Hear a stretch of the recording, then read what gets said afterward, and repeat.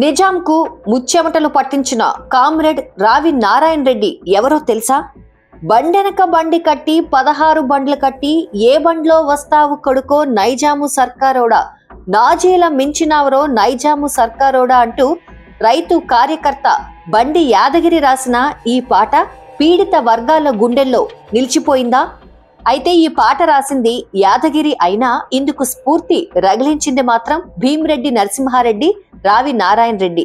ఈ విషయం ఎంతమందికి తెలుసు?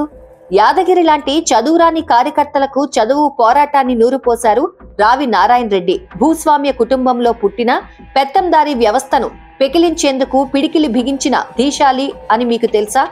ఈ ప్రశ్నలకు సమాధానాలు కావాలంటే మరిన్ని ఆసక్తికరమైన విషయాల కోసం ఈ వీడియోను పూర్తిగా చూడండి.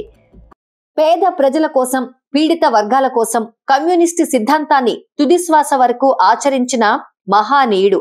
ఆయన సేవలను గుర్తించిన కేంద్రం 1992లో పద్మ విభూషణ్ అవార్డుతో సత్కరించింది.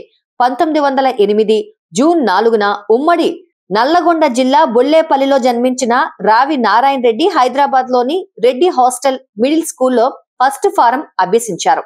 అక్కడి నుంచి ఎస్ఎల్సి వరకు హైదరాబాద్ లోని చాదర్ఘాట్ హై స్కూల్లో చదువుకున్నారు. అనంతరం నిజాం కాలేజీలో ఇంటర్ చదివారు. 1940 దశకంలో భాగ్యనగరంలో ప్లేగు, కలరా ప్రబలడంతో ప్రజలు భయభ్రాంతులకు గురయ్యారు. స్వాతంత్ర సంగ్రామంలో బద్దం ఎల్లారెడ్డితో కలిసి 1930లో కాకినాడలో ఉప్పు సత్యాగ్రహం చేశారు. గాంధీజీ పిలుపు మేరకు సొంతూరులో ఖాదీ ఉత్పత్తి కేంద్రాన్ని నెలకొల్పిన ఘనత దక్కించుకున్నారు. రాష్ట్రంలో ఖద్దరు ధరించిన తొలి యువకుడిగా, తొలి తెలుగు సత్యాగ్రహిగా రావి నారాయణ రెడ్డి కీర్తి సాధించారు.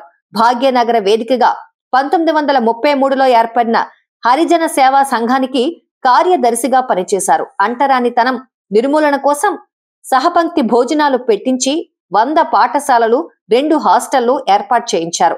అంటరానితనం నిర్మూలనలో భాగంగా 1934లో గాంధీజీని ఆహ్వానించిన నారాయణ రెడ్డి తన సీతాదేవి ఒంటిపై నగలన్నీ అమ్మేసి స్వరాజ్య నిధికి విరాళమిచ్చారు.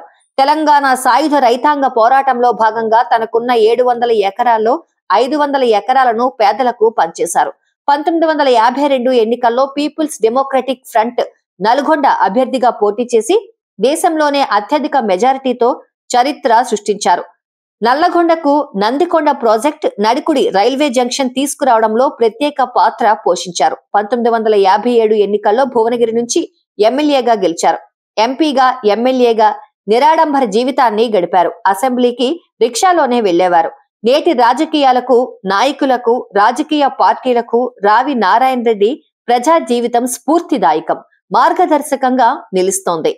ఈ వీడియో మీకు నచ్చినట్టయితే లైక్ చేయండి, షేర్ చేయండి, మా ఛానల్ను సబ్స్క్రైబ్ చేసుకోండి.